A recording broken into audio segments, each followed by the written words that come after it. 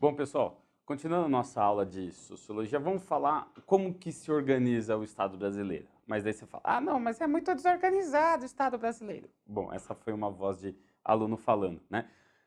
Vamos falar de aspectos normativos, não de aspectos, na verdade, reais sobre o Estado brasileiro. É relativamente organizado e a gente vai fazer justamente como, vai entender exatamente como ele funciona. Primeiro, né? O Brasil, ainda bem, é uma república, né? Essa é a nossa forma de governo. Não tem nenhum rei para a gente ajoelhar, né? Isso faz com que o poder não seja de uma família, mas seja da coletividade, né? República vem do latim res publica, é uma coisa pública, né? Cujos donos somos todos nós, né? E a gente tem um sistema de governo que é o presidencialismo, né? Em próximos vídeos eu vou explicar um pouco mais sobre isso, mas é basicamente quando o chefe de governo também é o chefe de Estado. Então, a pessoa que representa o Brasil nas relações internacionais é a mesma pessoa que governa em assuntos internos, né?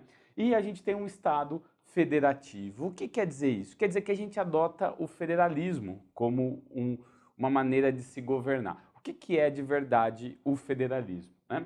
Federalismo é quando os estados, e no nosso caso brasileiro aqui, os municípios, eles têm alguma autonomia. Eles podem criar algumas leis, eles podem administrar algumas partes de funcionalismo público, né? Alguns equipamentos públicos, algumas capacidades que o Estado pode. Por exemplo, né? A gente conhece que vários estados têm universidades estaduais, né? Isso é um exemplo da autonomia que esses estados têm. Assim como, por exemplo, os municípios podem criar creches, escolas de ensino fundamental, principalmente fundamental 1 e 2, né? Às vezes ensino médio, mas dificilmente isso ocorre. Então, a gente dá alguma permissão. Agora, existem alguns outros lugares que você tem mais autonomia. Por exemplo, nos Estados Unidos, o federalismo ele é um federalismo mais abrangente. Isso faz com que os estados tenham mais autonomia. É só você pensar, por exemplo, nos casos sobre pena de morte, posse de armas, aborto e o consumo de maconha, né? Então, por exemplo, tem alguns estados nos Estados Unidos que você pode andar com um rifle na mão, na rua, sem problemas. Tem estados que você não pode usar rifle, você só pode usar arma pessoal. E tem estados que você só pode carregar uma arma se você tiver uma autorização do governo, né? Então, apesar de existir o entendimento que em todos os Estados Unidos você pode ter arma, em cada estado você tem maior ou menor restrição. Assim como, por exemplo, o uso da maconha, né? Tem estados que proíbem qualquer tipo de utilização da maconha, tem estados que descriminalizam o seu uso, tem estados que permitem a utilização apenas medicinal, então você precisa ir no médico e pegar uma receita, e outros que falam que você pode usar para uso recreativo, né? Então, isso faz com que o governo central tenha menos autoridade, né, sobre o assunto legal. Então você tem essa maior autonomia. No Brasil a autonomia não é tão grande assim, né? Os estados não podem fazer esse tipo de concessão para os seus cidadãos. Você precisa do governo federal para legislar sobre essa matéria. Bom, falando em lei, né? O Brasil é um país que tem uma constituição, né?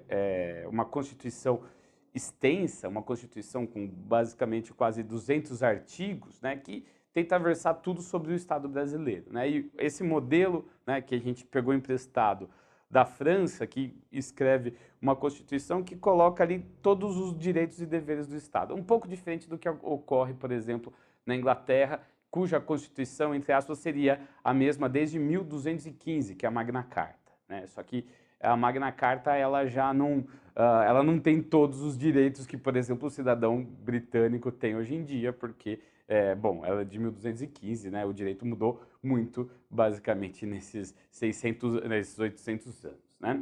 Mas a nossa Constituição, ela é o conjunto de leis mais importantes. Então, toda vez que você for utilizar, toda vez que você for fazer uma lei, todas as leis elas têm que estar de acordo com a nossa Constituição, que foi promulgada em 1988, né? Nenhuma lei pode estar acima da Constituição. Ah, não, mas a Bíblia está acima da Constituição. No Brasil, não, né? Nem a Bíblia, nem o Alcorão, nem a Torá, nem nenhum livro religioso, né? Nada pode estar acima da Constituição. Então, as únicas coisas que vão ter a equivalência da Constituição vão ser emendas constitucionais, que, obviamente, elas não podem ser mais importantes que aquilo que está na Constituição, mas ela pode alterar algumas coisas da Constituição, e tratados internacionais sobre direitos humanos, né? Então, por exemplo, a gente tem o Tratado Internacional da Pessoa com Deficiência, que foi assinado nos Estados Unidos, e que ele tem os direitos que o Brasil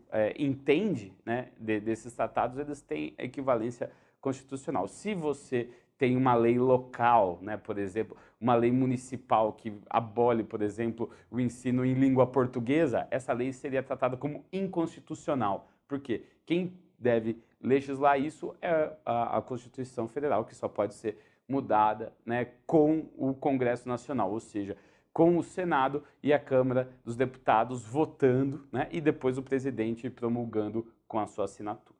Bom, para a gente entender mais isso, vamos ver como funciona a separação dos poderes no federalismo brasileiro, né? Então eu coloquei aqui o Executivo, o Legislativo e o Judiciário. Então aquela divisão importante que o Montesquieu faz, né, da divisão dos poderes, e o poder federal, estadual e municipal, né? Cada um tem a sua competência, cada um vai ter uma ação, né? Então eu coloquei, por exemplo, quem que manda em determinados poderes, né? Então você vê, por exemplo, no Executivo Federal, quem vai mandar é a Presidência da República, o presidente. Mas o Executivo Federal é uma coisa grande, tem a presidência, tem os ministérios, tem o Exército, né? Tem, por exemplo, as universidades federais, todas estão aqui sob a esfera de comando da Presidência da República, né? O Executivo Estadual, por exemplo, é governado pelo governo do Estado, né? Na figura do governador do Estado, ele que vai coordenar tudo. E o Executivo Municipal é liderado pela Prefeitura, né? E tudo que tange saúde, educação, transportes, está no guarda-chuva da Prefeitura, né? Transportes municipais, obviamente. E o Legislativo, quem faz as leis, né? Na esfera federal, a Câmara mais o Senado. Essas duas casas, elas têm a mesma força, tá? Elas têm o mesmo peso. A Câmara dos Deputados, ela representa a população, né? Então, ela tem 513 deputados, muita coisa mesmo, e o Senado tem 81 senadores. Eles não representam o povo, mas sim os estados. Então, a Câmara tem uma representação mais proporcional da população. Por exemplo, o estado de São Paulo é o estado que mais tem deputados federais, e o Senado, todos os estados têm a mesma representação, que são 3 senadores, né? Juntos, eles formam o que a gente chama de Congresso Nacional. O Congresso é a união dessas duas casas. E para você passar uma lei, você tem que passar pelas duas casas, justamente para evitar que leis muito estranhas passem e vá para a promulgação assinada, né, pelo presidente da República. No Estado, você tem a Assembleia Legislativa, que tem os deputados estaduais. Não tem senadores estaduais, só deputados estaduais. Na Câmara de Vereadores tem vereadores, né? E o Judiciário. Quem manda no Judiciário no Brasil? A Câmara mais alta de decisão judiciária é o STF, né? Supremo Tribunal Federal, que toda vez que você tiver uma dúvida sobre a Constituição, você entra com um recurso, com um processo lá no STF, os juízes vão sentar e vão decidir se está de acordo ou não a Constituição, né? E também é a casa do último recurso. Se você está processando alguém ou está sendo processado, todo mundo pode recorrer até o STF.